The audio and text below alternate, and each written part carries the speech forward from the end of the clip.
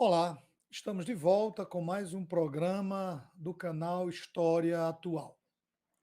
Você, com certeza, já deve ter curtido rock, samba, MPB e o funk. Você conhece o funk? Você conhece um pouco da história do funk e em que circunstâncias o funk se desenvolveu? No programa de hoje, nós iremos bater um papo sobre o funk e também sobre cultura popular, sobre práticas culturais relacionadas ao baile funk e quais os impactos destes bailes e do funk em jovens que vivem nas favelas, em especial do Rio de Janeiro.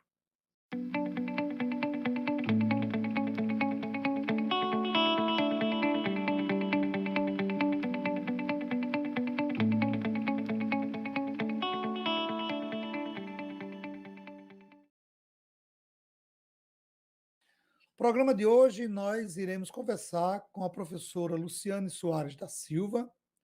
Luciane é natural de Porto Alegre, Rio Grande do Sul, professora associada da Universidade Estadual do Norte Fluminense, Darcy Ribeiro, concluiu mestrado pela Universidade Federal do Rio Grande do Sul, com pesquisa sobre a lei antirracismo e seus impactos no Rio Grande do Sul, doutora em sociologia pela Universidade Federal do Rio de Janeiro, com pesquisa com o tema Funk para além da festa, um estudo sobre disputas simbólicas e práticas culturais na cidade do Rio de Janeiro.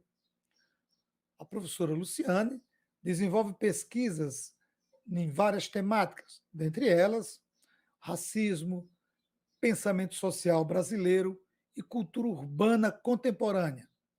Luciana é chefe de laboratório do LESSE, Laboratório de Estudos da Sociedade Civil e do Estado, é vice-presidente da ADUENF, Associação dos Docentes da Universidade Estadual do Norte Fluminense, e coordena o Núcleo de Estudos Cidade, Cultura e Conflito. Luciano, seja bem-vindo ao nosso programa.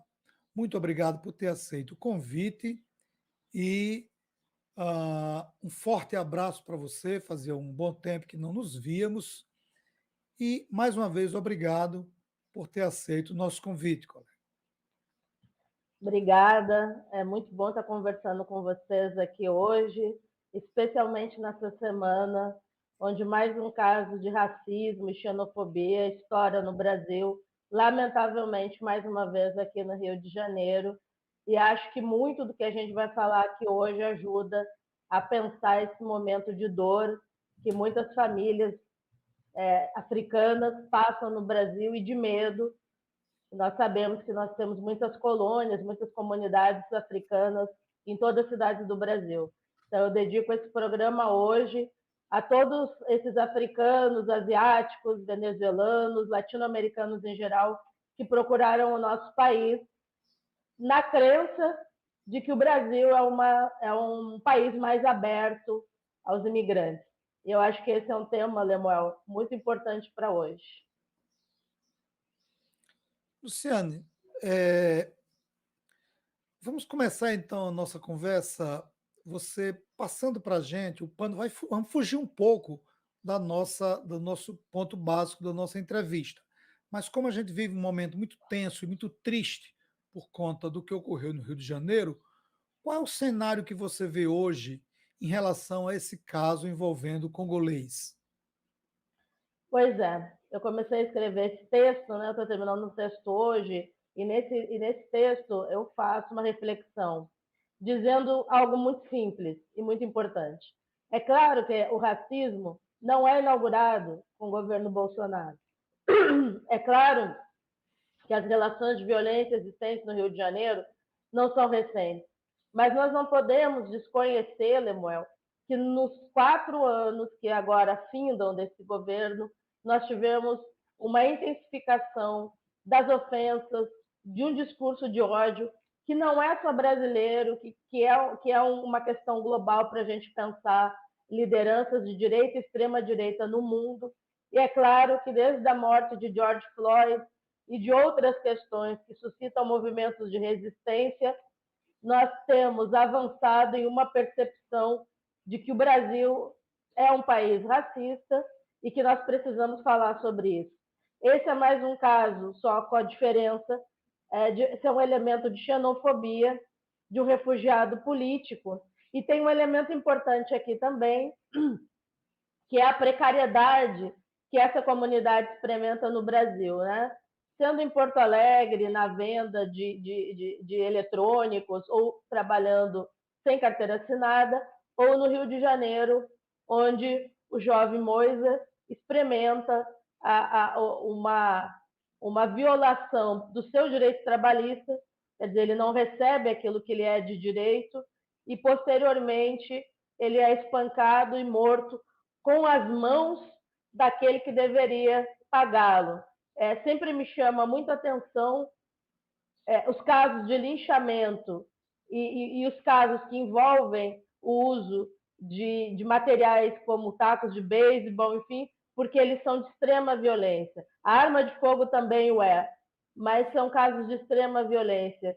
E nesse momento nós nos confraternizamos com a família desse jovem congolês na busca de justiça, não só no Rio de Janeiro, mas eu tenho certeza que no Brasil.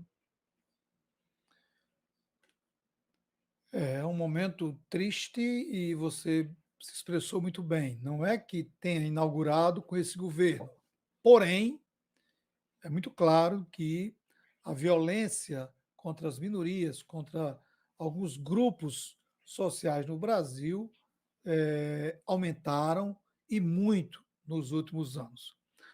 Luciano, saindo um pouco dessa situação que estamos vivendo por conta do assassinato cruel do Mose, vamos conversar um pouco sobre o seu trabalho, a sua pesquisa do doutorado. O que nós podemos entender como cultura popular brasileira?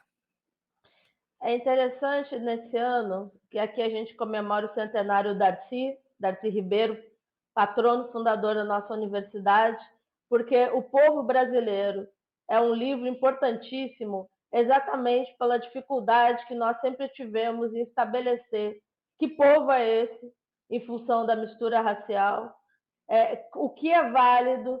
Sempre tivemos uma interferência muito grande das elites, rechaçando desde o século XVIII e XIX e seguindo a embolada, o tipo de a umbigada, todas as manifestações regionais, chegando ao século XX com a criminalização do samba.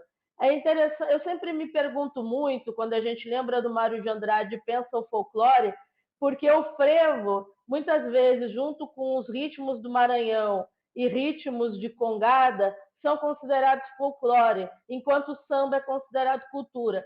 Essa separação que diz que algumas manifestações precisam ser defendidas e quase colocadas em um museu, me causa um pouco de espanto, uma vez que elas são dinâmicas.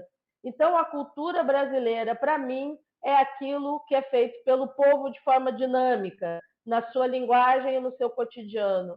Não são os objetos apenas, não são os quadros, não são apenas as redes de pesca, mas são todas as manifestações que crescem e se espalham entre as pessoas e que se transformam ao longo do tempo. Então, a cultura é algo dinâmico, ela não é fossilizada. No entanto, sempre se teve horror à elite brasileira, sempre teve horror às manifestações do povo, que geralmente são manifestações negras e indígenas, buscando sempre a ópera italiana, buscando sempre uma distinção de classe por um gosto europeu e depois, posteriormente, a Segunda Guerra Mundial, norte-americano, estadunidense, seja no rock and roll ou em formas de consumo de uma arte que não nos diz muito. Nós sempre negamos o México, nós sempre negamos o Peru, nós sempre negamos Cuba na sua manifestação cultural e sempre tentamos um alinhamento de distinção com aquilo que é caro, com aquilo que é importado, com aquilo que é importado particularmente da Europa. Eu acho que essa é uma grande questão para pensar a identidade brasileira, como as elites buscam um alinhamento com a Europa em detrimento daquilo que é a manifestação campesina, a manifestação dos pescadores, uma puxada de rede, o cordel. Nós sempre jogamos em outras gavetas essas manifestações. Então, para mim, o nosso conceito de cultura é atravessado por um conflito que é um conflito de classes também. Me diga uma coisa, Luciane, como é que se explica o funk como expressão cultural? O funk, ele nasce, nós o conhecemos, ele aparece muito com James Brown, né, para o nosso leitor, para quem está aí conosco nos ouvindo, ele tem aquele momento dos movimentos sociais nos Estados Unidos que vão assumir o Black Power, os Panteras Negras, vão assumir uma atitude, as roupas coloridas, de cabelo, a ideia de afirmação de uma beleza, Black Beautiful, né, de uma beleza negra, é um ritmo fortemente marcado pela percussão, que no Brasil vai ter uma forte marca de uma música eletrônica, principalmente a que é feita em Miami, e você tem o corpo como um vetor de comunicação fortíssimo no funk. A dança, o corpo e, de certa forma, uma sensualidade bastante expressiva. E é importante dizer isso porque o funk também se transforma na sua chegada no Brasil, principalmente a partir da década de 70, nos bailes da pesada, com Ademir Lemos, bailes também que ocorriam no Canecão, no Rio de Janeiro, e que ainda tem os melôs em língua inglesa. É uma época onde os discos são buscados diretamente nos Estados Unidos e os bailes juntam ali a negritude, quer dizer, os negros vão frequentar esses bailes da pesada, esses bailes de afirmação da cultura black, que é uma cultura de diáspora, porque é um diálogo direto com negros norte-americanos. E, posteriormente, o funk vai se localizar muito nas favelas cariocas, e aí o seu conteúdo vai por alguns caminhos. Um mais sexualizado, que é o chamado funk erótico ou pornô, e o outro mais, digamos, de reivindicação da cidade, eu só quero ser feliz, rap do Silva, os melôs, ou seja, o funk ele vai por caminhos distintos, acho que vai se territorializar, quer dizer, ele vai ficar muito restrito às favelas do Rio de Janeiro, depois com funk e ostentação, e essa é uma das razões da sua perseguição pelo Estado no papel, na atuação das polícias, que tem reprimido os bailes funk nos últimos 30 anos. Você trabalhou um conceito, Luciane, cultura da favela. O que significa necessariamente esse termo, cultura da favela? A cultura da favela, ela não é uma cultura isolada do resto da cidade do Rio de Janeiro, mas ela, de alguma forma, ela tem a marca do território. Quando você anuncia Rocinha, Acari, Maré, Vila do João, quando você anuncia o endereço dos bailes na música do MC Leonardo, quando você faz a paradinha do funk na escola de samba do Salgueiro, a quadra do Salgueiro, o Morro do Salgueiro, que fica na Tijuca, no Rio de Janeiro. Quando você faz pinturas e grafites na cidade que fazem alusão à violência policial. Quando você discute a presença dos corpos negros na universidade, com suas tranças, com seu colorido. No Rio de Janeiro, assim como também em São Paulo, e acredito que em outras cidades aí do Nordeste, nós sabemos que essa população habita a periferia. Nós podemos falar cultura de periferia de uma forma mais ampla. Eu uso o conceito de cultura de favela porque no Rio de Janeiro Ser favelado é um estigma e uma identidade muito estrutural. Ser do asfalto ou ser da favela. Se você está em uma festa na Lapa, conhece alguém do Leblon e diz: ah, eu moro na Maré, a sua possibilidade de namoro acaba ali. Ser morador de favela restringe a sua possibilidade de arrumar emprego, servir no quartel, arrumar namoros, quer dizer, é como se o seu endereço globalizasse toda a sua pessoa. É a discussão que o Irving Goffman faz sobre o estigma. Não importa se você é trabalhador. E assim é feito com muitos moradores de favela e de periferia no Brasil. Então, a favela é uma marca no corpo que a polícia identifica rapidamente junto com a cor. Você tem nordestinos na Rocinha que são cearenses.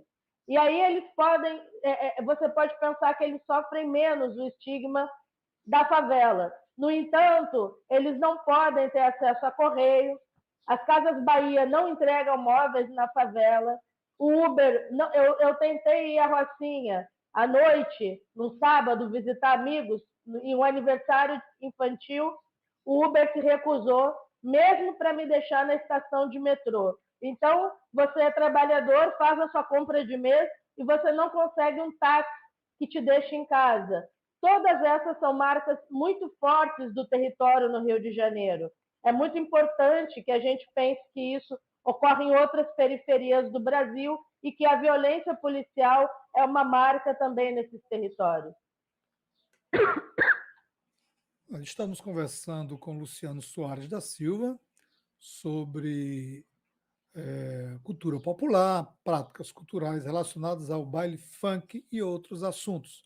Nós estamos indo para o segundo bloco da nossa entrevista e antes da próxima pergunta, eu peço a você que está nos assistindo, que entrou agora e que nos acompanha e que ainda não é inscrito no canal, que o faça.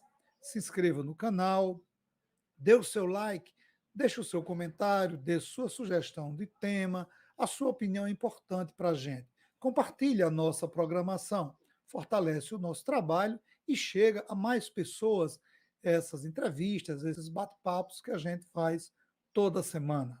Eu agradeço mais uma vez a sua presença aqui no nosso canal, você que nos acompanha semanalmente.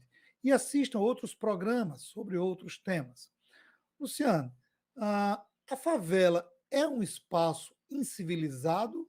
Eu vi isso numa citação sua atribuída a Gilberto Freire, onde ele discutia num curso e mostrava para os seus alunos, naquela ocasião, a necessidade de olhar para os espaços urbanos, em especial a favela. Como é que você explica essa frase de colocar a favela como espaço incivilizado? Pois é. O Freire, na verdade, é engraçado, né? Porque quando ele usa esse termo, é importante lembrar que o Freire tinha um certo horror a um conceito de civilização muito conectado a São Paulo. Quer dizer, o Freire detestava, ele falava muito mal dessa máquina, desse progresso, desse cinza que era a cidade de São Paulo, né? E quando ele olhava para a favela do Rio de Janeiro, ele dizia aos engenheiros com certo desprezo e aos arquitetos, ele dizia que a favela não seria facilmente transformada em cinzas, em um lugar sem vida, em um lugar apático, uniformizado. Então é importante entender que quando Freire fala de civilização, ele tem uma demarcação muito concreta sobre uma certa resistência, porque ele vê o Brasil como as festas de compadres, as procissões religiosas, o carnaval. Ele tem um amor por essas manifestações que são coloridas, que são populares. Então, ele enxerga a favela, da sua incivilidade, como uma resistência a um tipo de civilização que ele demarca como algo que não lhe agrada. Particularmente, ele faz essa demarcação em oposição a São Paulo. Então, ele diz: esses engenheiros com seus pincenês olhando para a favela não veem a beleza dos amarelos, dos ocres, dos azuis, dos laranjas de um fim de tarde. Então, ele está revelando aí uma certa ele está maravilhado com algo que também me interessa muito, que é uma certa caótica, que é uma certa anarquia no sentido estético, arquitetônico, de construções que vão acontecendo com base em soluções muito engenhosas, muito artísticas, muito fora da ideia da Revolução Industrial, que é a Inglaterra, que é o condomínio, que é a casa germinada, onde os bairros são todos iguais. Na favela, nada é igual e cada solução é dada com uma solução que dá conta da precariedade, da ocupação do espaço, da necessidade de equacionar a ausência do Estado com construções, e aí você tem as soluções mais fantásticas, tanto que tem um número muito grande de arquitetos que vêm ao Brasil estudar Rocinha exatamente pelas soluções de um prédio que até o terceiro andar vai numa direção e posteriormente ele vira dialogando com o morro. E isso em uma cidade de encostas, que é o caso do Rio de Janeiro, que você tem toda uma tecnologia de contenção, e isso é secular, né? É algo da engenharia e da arquitetura que é muito interessante, nos leva a olhar com muito assombro as soluções de moradia que você encontra na favela. Quer dizer, um tubo tigre de quase 5 metros que desce um morro e consegue fazer uma conexão para que essas pessoas tenham água. Geralmente, há um preconceito, porque nós temos os deslizamentos, e aí, quando você tem isso durante o mês de janeiro, é atribuído às pessoas que moram nesses espaços. Mas o problema não é esse, o problema é de moradia. E a moradia é um problema no Brasil. Luciane, você falou aí, com base em Gilberto Freire, esse conceito de incivilizado que ele trabalha, e aí eu ligo para a pergunta seguinte.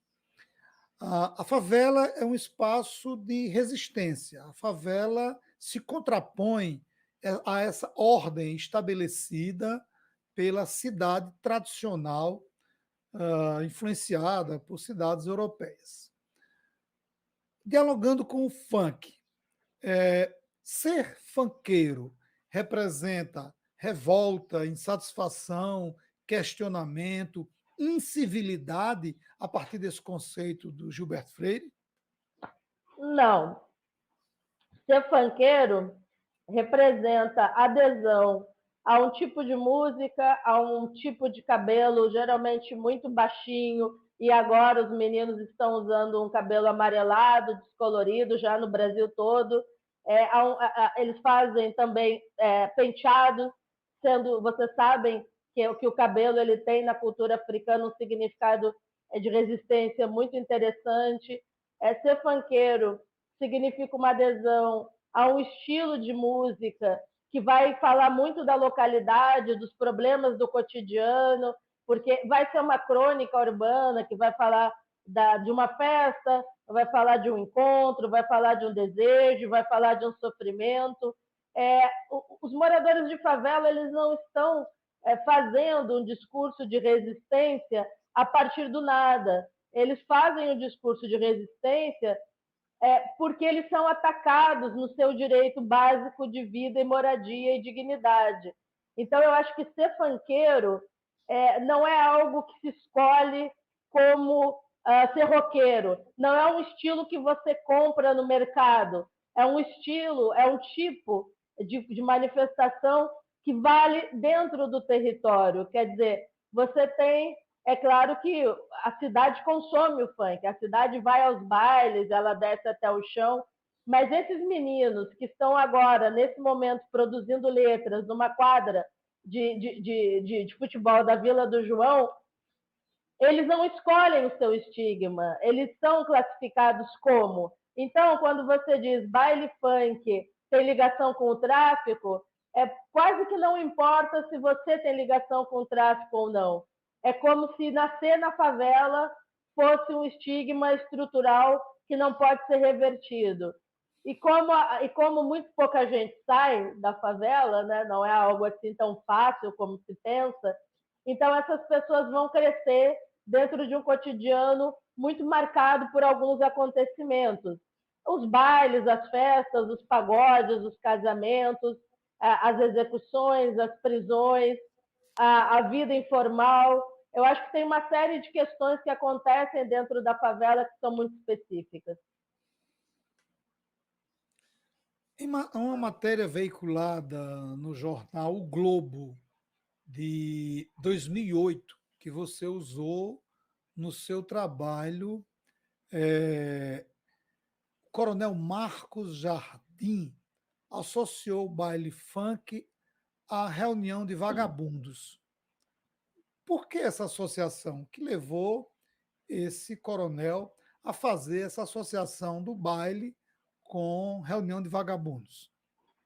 Em 1992, o Rio de Janeiro vivia a sua eleição para o município e tinha como candidatos, de um lado, Benedita da Silva, do outro lado, César Maia.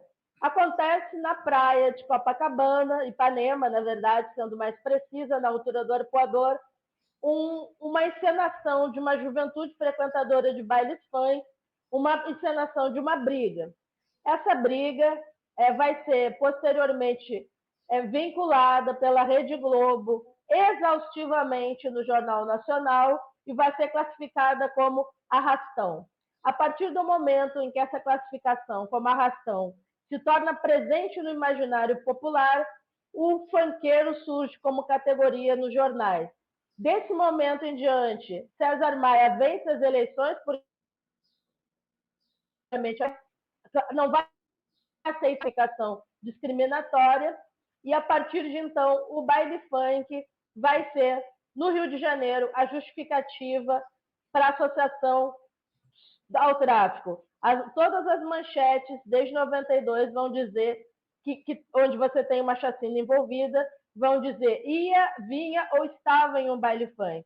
Em 2008, o coronel Marcos Jardim diz que baile funk é reunião de vagabundos e que eles vão para dentro da bandidagem e que vão estourar esses bailes e que vão prender as pessoas que participam desses bailes.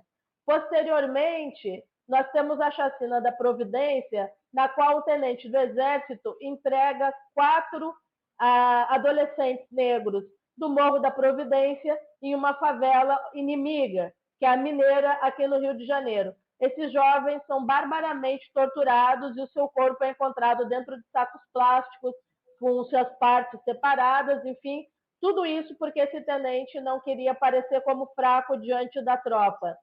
A chacina do Turano também ocorre e você tem na manchete que estava acontecendo um baile funk. Então, a mídia carioca, e, portanto, repercutindo nacionalmente, vai utilizar o termo funkeiro, quer dizer, todo funkeiro seria ele próprio um colaborador. Isso é absolutamente equivocado, mas funciona muito bem porque muita gente que olha o funkeiro já classifica como vagabundo, como marginal e como alguém potencialmente perigoso. E é interessante, porque o baile também acontece no asfalto, acontece nas casas de show do Leblon, acontece nas casas, em casamentos. O funk ele ocupa o espaço sonoro da cidade. Mas quando acontece, então o problema não é a música. Para mim, o problema é o território. Quando a música se junta ao território, não é à toa que uma das mais que o baile foi proibido durante as UPPs.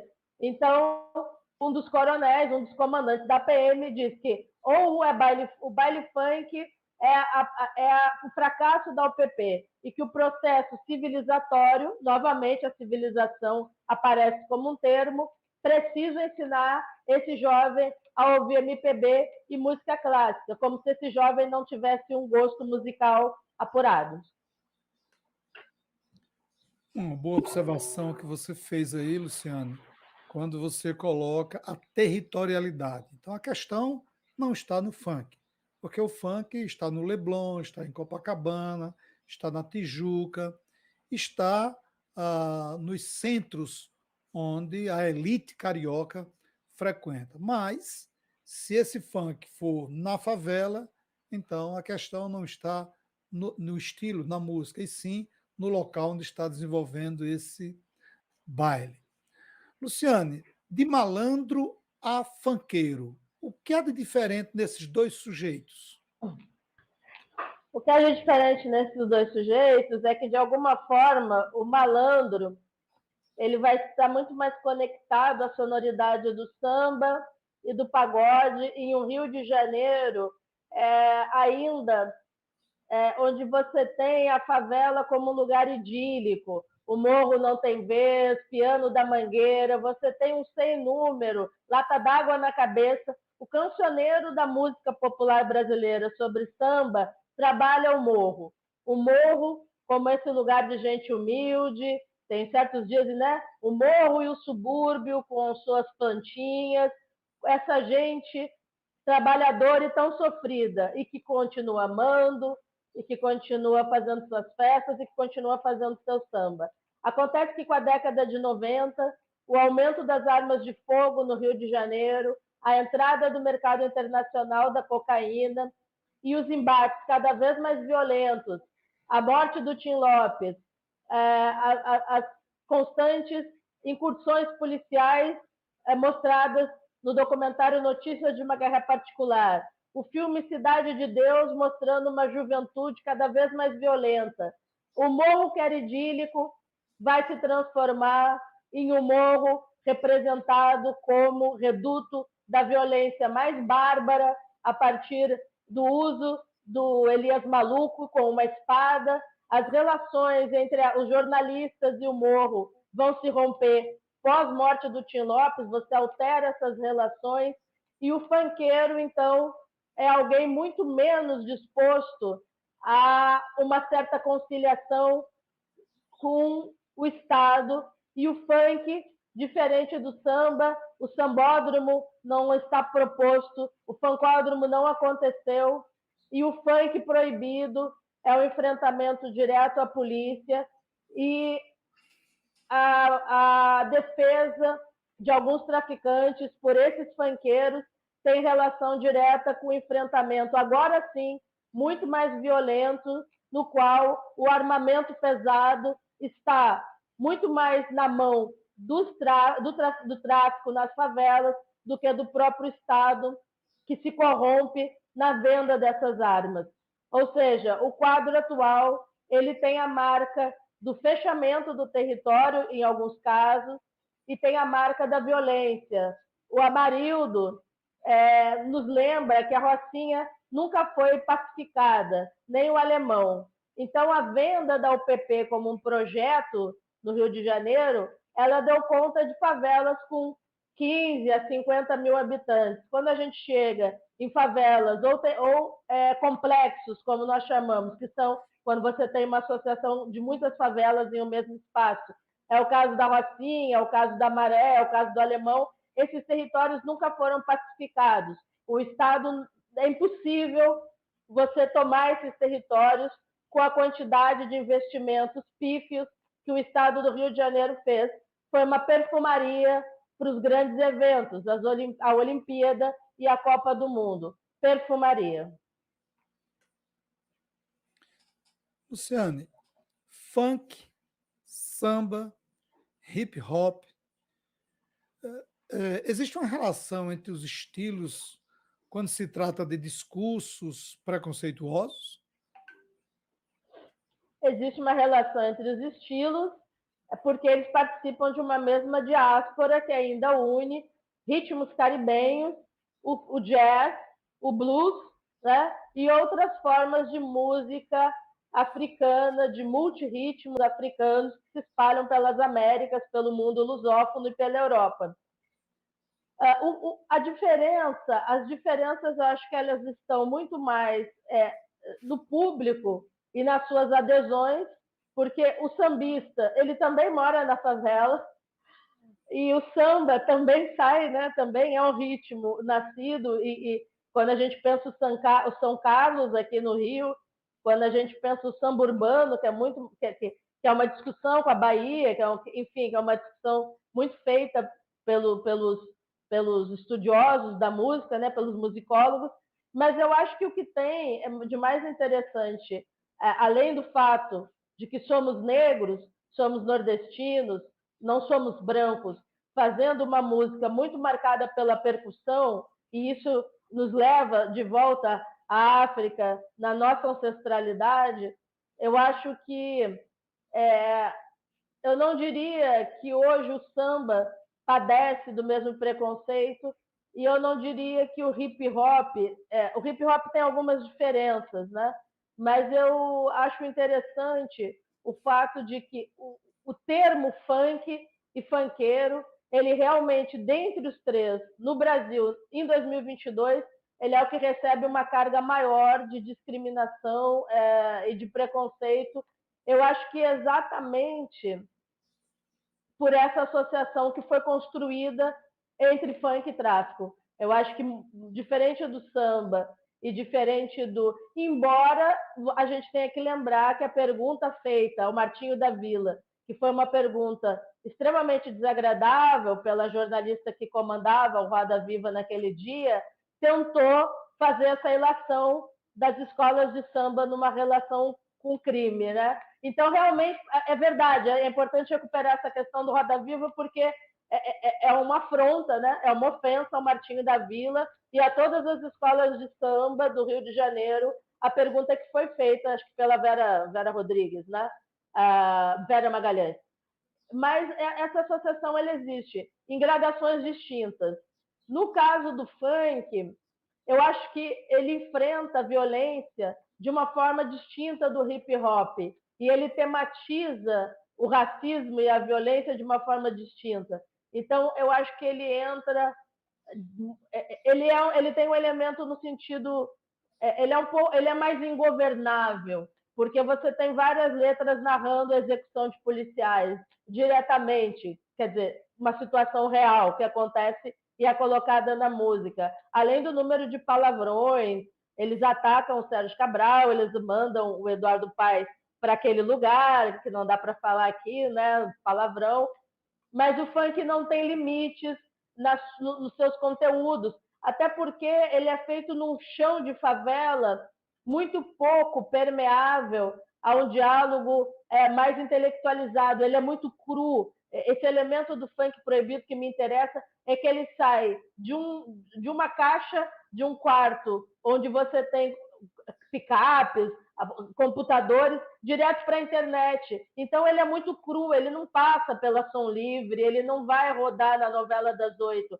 Ele sai da Maré direto para a Uruguaiana para ser vendido no CD e agora ele não é mais vendido, ele é jogado como mídia direto na internet. E isso foge ao tipo de análise que nós fazemos da música no Brasil. O funk não passa pelos rituais de consagração do Caetano Veloso ou do Rock Brasil. Ele fala diretamente para um público sem o atravessador, que eram as gravadoras, as novelas, enfim. E diferente da escola de samba, ele é muito difuso também. Quer dizer, um funk que aparece em Rap das Armas, muito conhecido. Ele aparece primeiramente com o MC Leonardo e MC Júnior, depois ele vai aparecer na Cidade de Deus, depois ele vai aparecer numa outra favela. Em cada uma dessas favelas ele é adaptado para aquela favela e muitas vezes você não sabe quem é o autor.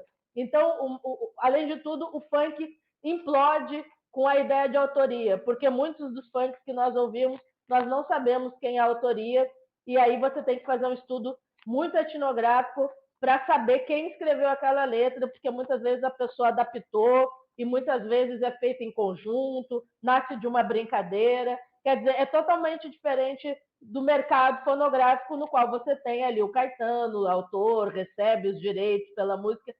O funk opera num outro registro.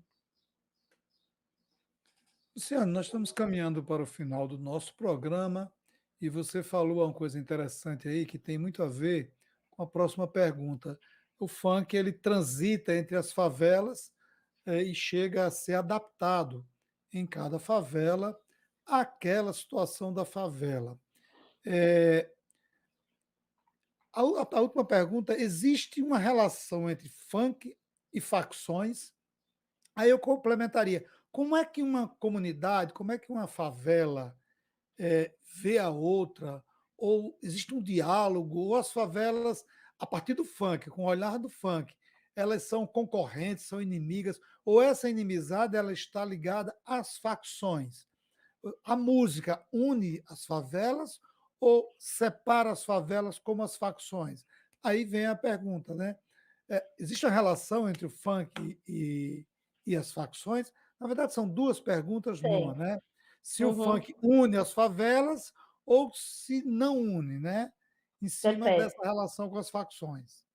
Muito importante a tua pergunta, Lemal. É o seguinte: obviamente, as facções no Rio de Janeiro, elas têm um domínio do território pelas armas.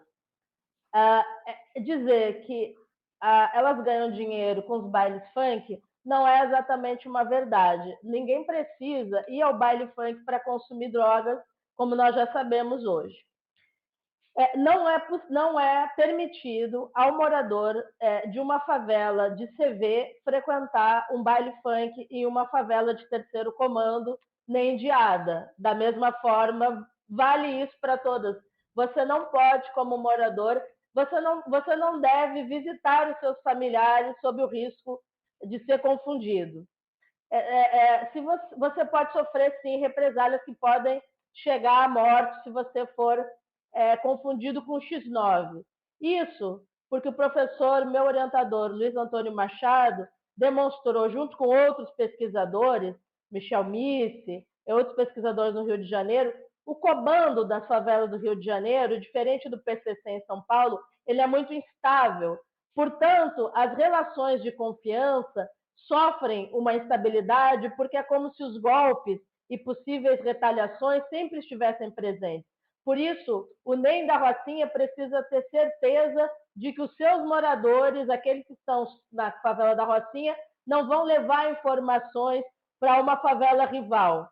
Então, você pode frequentar bailes funk de mesma facção, CV, não há problema, e você pode frequentar bailes funk fora dos territórios que estejam conflagrados sob domínio. Ou seja, se você for a Lapa, tiver um baile, você pode frequentar, não há nenhum problema.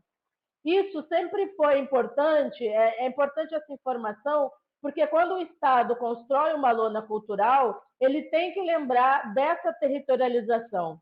Dentro das carceragens no Brasil, se os presos são separados por facção, a gente não pode desconhecer que na favela e também. Agora, como é que a gente explica o lugar do funkeiro na relação com a facção? A facção, ela encomenda também letras aos funkeiros. Existem simpatias? É claro que existem. Mas quando o DJ Frank é preso, ele deixa claro que não é possível negar um pedido. Quem não entende, quem não entenderia isso, né? Não é uma adesão ao mundo do crime. Essas pessoas cresceram em um mesmo território. Eles têm relações de vizinhança e eles têm relações familiares. É primo, é tio, é irmão. Portanto, sim importante. É importante dizer que tem que se observar. Você não pode circular em qualquer favela no Rio de Janeiro. Eu mesma tinha que ter muito cuidado para não. Eu nunca usei vermelho para fazer campo, porque nem sempre eu sabia se eu estava numa favela de comando vermelho ou não. Então eu sempre ia de branco, de cabelo preso, com meu caderno na mão, que era uma forma de não ter problemas. Ao mesmo tempo, o funk produz um discurso muito potente sobre o direito à cidade. Rap da Felicidade e Rap do Silva, Endereço dos Bailes, são três letras que são muito poderosas para dizer que esse morador ele também quer ter direito à cidade, que ele trabalha igualmente como qualquer outro trabalhador durante a semana, que ele pega o trem lotado e que o fim de semana ele quer curtir o baile dele e a praia, como qualquer cidadão brasileiro. Então, eu acho que o funk vocaliza o favelado como alguém que tem direitos à cidade. Ele inverte a equação do racismo, da xenofobia, da criminalidade, dizendo: ei, eu também sou morador, eu também sou cidadão. Eu acho que esse é o aspecto que une. Mas, de fato, aqui no Rio de Janeiro existe uma interdição muito forte à circulação da população em territórios de facções distintas. Não pode circular.